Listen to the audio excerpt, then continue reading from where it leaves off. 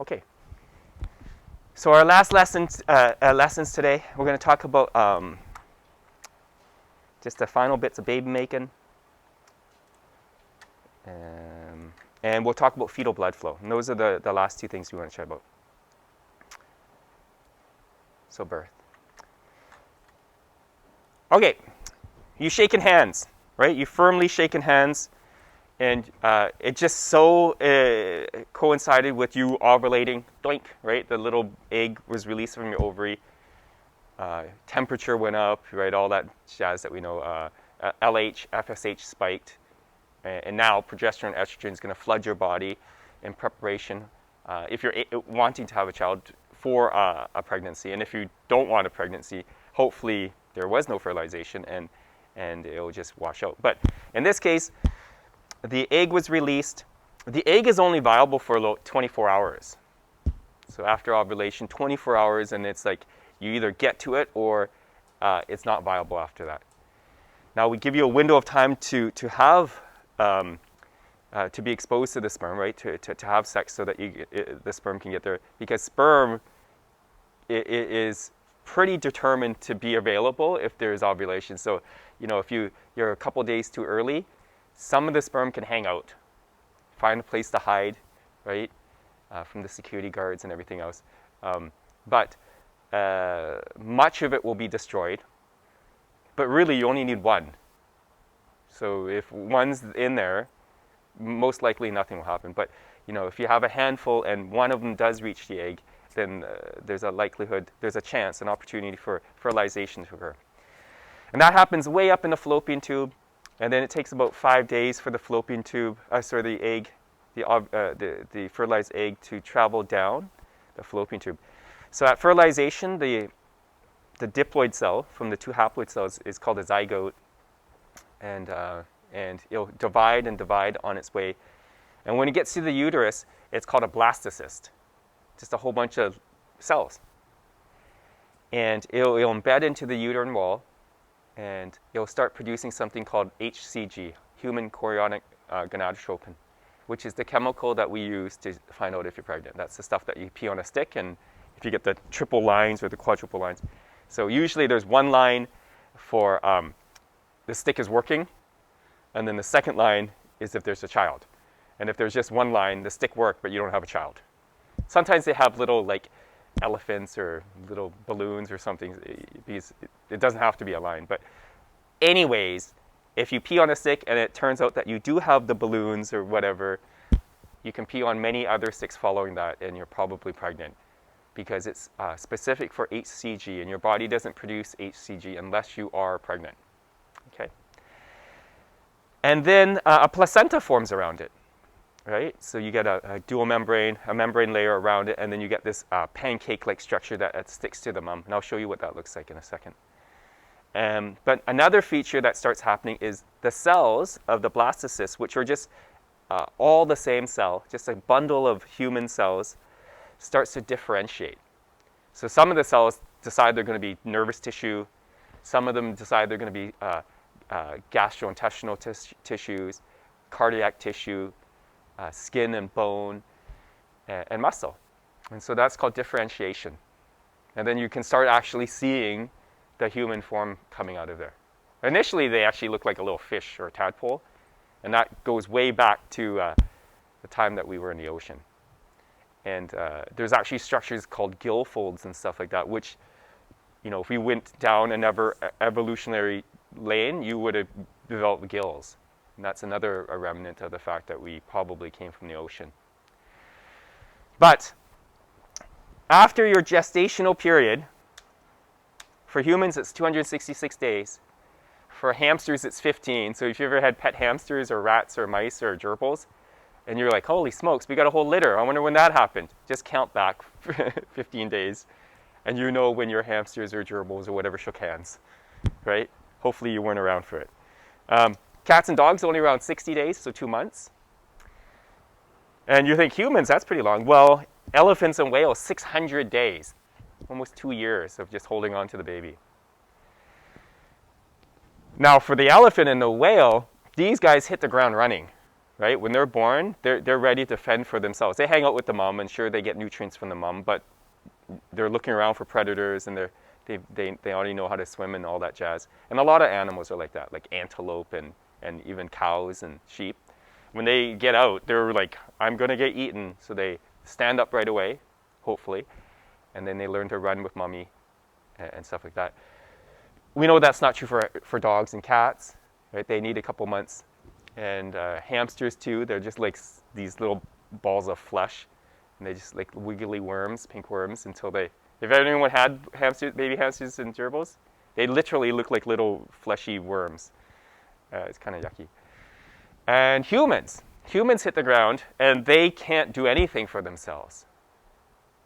Now think about it, right? If you've gone to visit your aunt or uncle or whomever that's had a brand new baby, it can't do anything for itself. It can't fend for itself.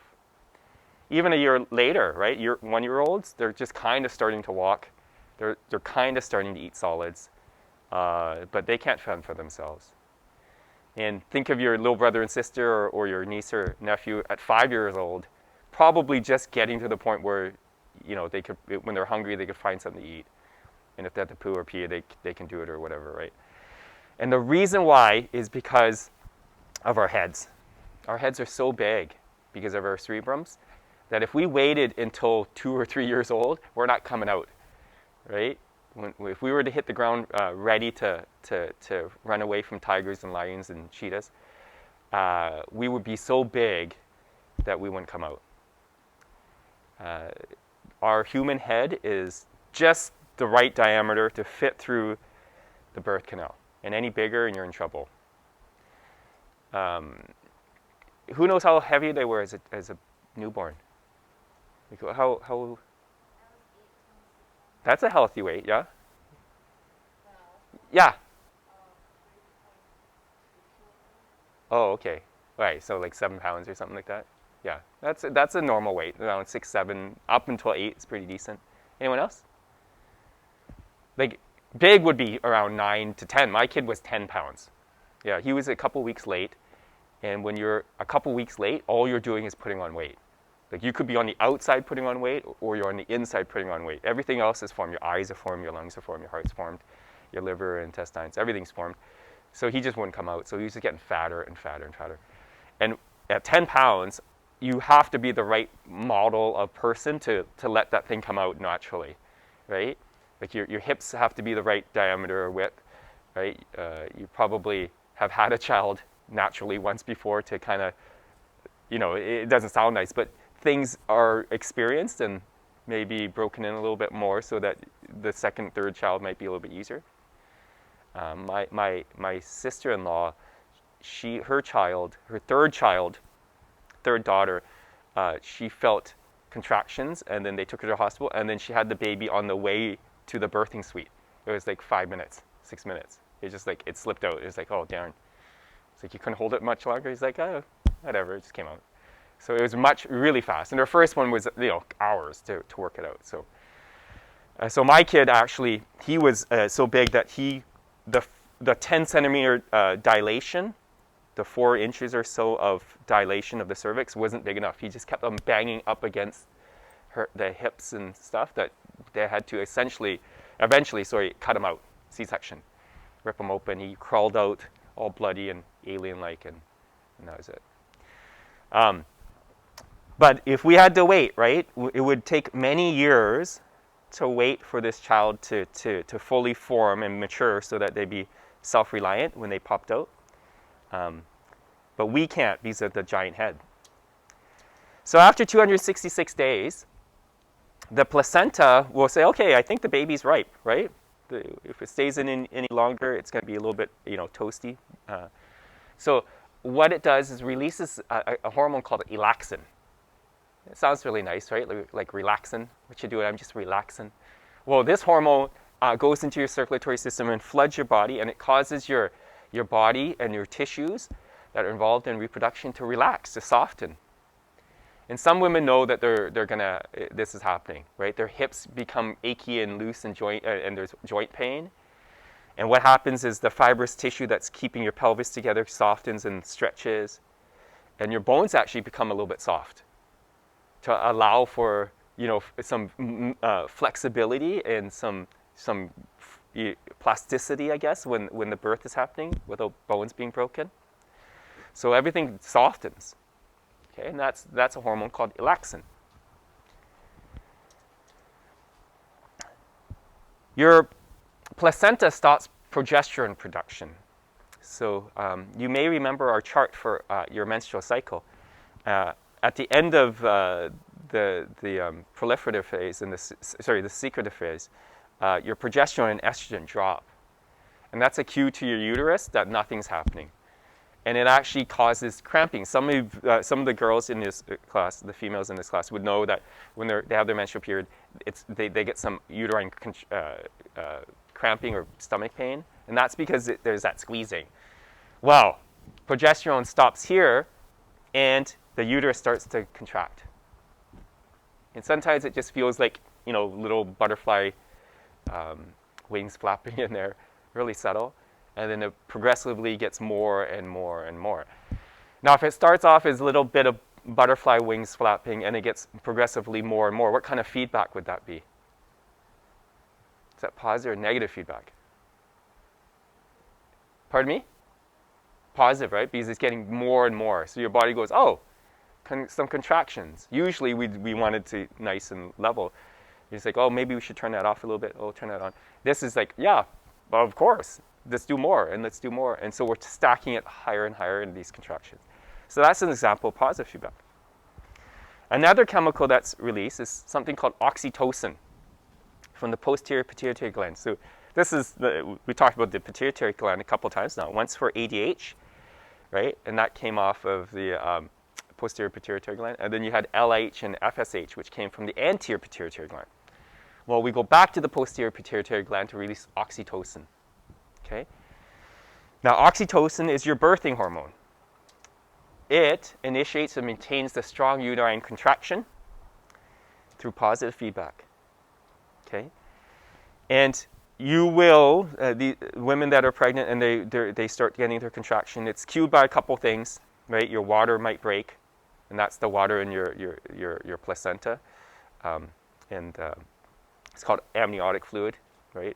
So you're wrapped in this amniotic sac, and it's like a giant hot tub. And then that thing will pop so that the baby can come out. Another thing is that in your cervix, you have a plug of mucus to keep infectious agents from getting in. But as the cervix dilates and gets bigger, that mucus plug will come out. Okay, and those are two good indicators that you're pregnant. Another one would be your contractions. And so now these are getting more and more firm. Now, the thing is, you might say, I got to get this thing out of me. Well, you can't do it if the cervix is not 10 centimeters or 4 inches dilated, because you'll just be pushing up against muscle. So you'll push, and if it's not this wide, right, or roughly 10 centimeters, that's a whole hand, then you're just going to be pushing and getting tired for no good reason, because the baby's not coming out, right? You have to wait. So, that's when they teach you the breathing exercises and stuff like that. And sometimes they give you laughing gas, nitrous oxide, which is a gas that you would take in, and it gives you a bit of a goofy high. But it doesn't affect the baby, because as soon as you breathe out, you exhale it, right? So it also causes milk to be released from the breasts. So progesterone and estrogen also have a role in this, and some of the females might experience this through their menstrual cycle. When their progesterone levels and estrogen levels are high, your breast might become tender, and that's because the glands have been cued to get ready. But the milk actually does not come in unless you have oxytocin and another thing called prolactin, another hormone. And in fact, if you have a child, say it's 10 pounds, or 8 pounds, or 7 pounds, every single child that's breastfed will lose weight initially. So you'll hold your baby, and it's like it's 10 pounds, and you'll breastfeed and stuff like that. And initially, the weight will go down, and everyone gets worried. But it's because there's no milk on day one. You have to wait for the milk to come in. And so oxytocin, prolactin, and in fact, the positive feedback mechanism requires suckling action. So the baby actually has to latch and suckle. And if that doesn't happen, then there's no milk produced. So when the stimulus of breastfeeding signals your pituitary gland to produce more and more oxytocin. And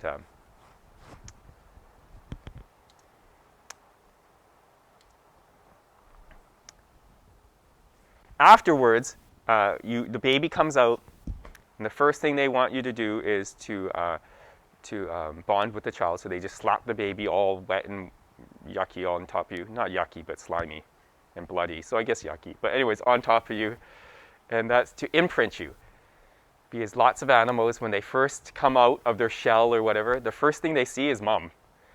Right? Have you ever read that Dr. Seuss book, Are You My Mother? Oh, okay. Well, anyways, the bird, right, thinks everything's the mother, just the first thing. And they do this. Some people do this. Some photographers will raise birds, and when the birds pop out of the shell, the first thing they see is them, and then they feed them, and then those birds think that the photographer, the person, is their mother.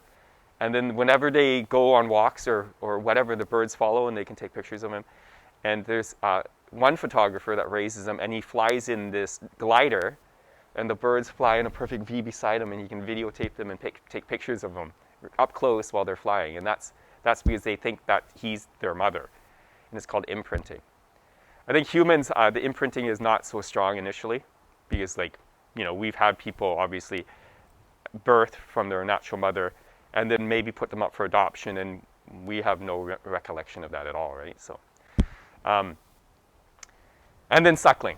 The first thing they would like to do is imprint them, put them on the body. It's skin to skin, so it's always. And then the dads, they want the dads to do it now too. So all the dads have to go shirtless, and then it's nice, but that's what they do.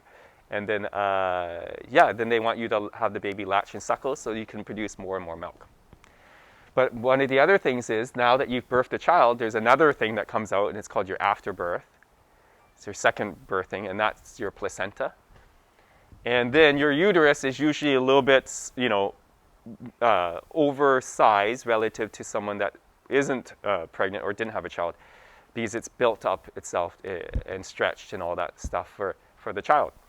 And then the oxytocin helps the uterus shrink back to a normal size, right, which would be roughly your fist. So it's now holding a big baby, and it's full of water or amniotic fluid, and it's going to have to shrink back down. I know in Chinese culture, they like you to, this is, wise tale, I'm not sure, but they think that eating sour and salty things pucker it up. So after a woman has a child, all the grandmoms and stuff start making these sour soups and sour eggs and pork hock for some reason, pork leg. It's all sour, and it's supposed to draw all the fluids out and tighten everything up. Not sure if that works, but kind of makes sense. But and then there's something called prolactin, and that prolactin will come in and it will help promote milk production, and then the placenta is expelled. Now, some women, their milk never comes in, unfortunately, right? They're just not, they're anatomically and physiologically not built that way, or they have another reason they can't. They might go into a medical distress or something like that, and then they'll just be bottle fed. Bottle feeding is fine. Breastfeeding is preferred because it's free, and the World Health Organization says that everyone should do it for a year. And that's primarily to convince people in the third world countries to do it, because that's the healthiest thing they can get. But in North America, Western cultures, formula is equal in it, except that it's not got antibodies and stuff. So if you actually produce more milk than the average person, you can donate your milk. There's a milk bank at the Children's Hospital. So you're making milk and you're like, oh, we got so much, and they pump it because it's painful. And you can actually give it away. And when I was in Ontario, I worked in Ontario as a salesman, and I met this woman that was a wet nurse, and that was in the early 2000s. So we still have people that walk around, well, they don't walk around, but they go visit the hospitals, and they feed babies that need mother's milk that have no mothers, or the mothers can't do it. So I thought that was kind of strange at that time of our world's history, but I guess it's still a thing. Yeah. In fact, there are some people that love, or they think there's a lot of benefit from breastfeeding. And there's some people that have breastfed their kids until like they're 3 or 4. There was a Time magazine article about it maybe 5 or 6 years ago. And the cover art was this mother standing up tall. She wasn't very tall, but she was standing up tall. And then her child was on a box, mind you, but his head was right there suckling. And she was looking at the camera, and he was suckling. And he must have been 3, 4, maybe even 5. And she thought there was benefit to it. And she won't stop producing milk as long as they're suckling, right? Now, some people, even with the suckling, it kind of just ends. But for some people, it just keeps going as long as there's suckling going on. And when I was in Ontario selling my books door to door, I had this one experience of this mother that had like 4 or 5 kids in her house, and I was selling kids books, so I thought, oh, this is great. So I'm talking to her about, their educational goals and these books and stuff like that. And then she decides that she's going to breastfeed her baby, so that's weird, but whatever. So she, tucks him underneath her shirt. And then this boy walks up and then says, I'm hungry. And then she just lifts her shirt, and he goes on the other side. And this kid was like he didn't waddle over. He just walked over and used full sentences. Could have been the same age as me, in fact. But anyways, it said, I'm hungry. And she's like, yeah, sure. Well, I got another one. And then that's what happened. So I didn't know where to look. It was really uncomfortable. Me just standing there watching this. I was sitting across from her, directly across from her while she did this. But anyways, you can breastfeed for as long as you like. I think it gets weird if they start telling their friends about it, but there's some people think there's lots of health benefits from it, and it does. One thing is you get antibodies, passively from your mom. So some people are worried about getting the COVID vaccine because they're breastfeeding, but the benefit is if you get it, you start producing antibodies, and then the antibodies come out of your breast milk into the baby, and you passively, immunize your child a little bit. By producing antibodies and giving them directly to the baby. So, who knows? Oxytocin, positive feedback. So we talked about negative feedback. The overreaching theme of all of A and P12 is homeostasis, static values, and how we achieve them. And that would be negative feedback. And then we talked about a little bit about positive feedback, right? We talked about fever. That was the big one. And then when we get to the woman's hormonal system, and it's all positive feedback. LH spikes, FSH spikes, estrogen and progesterone spikes. Well, now, oxytocin, right?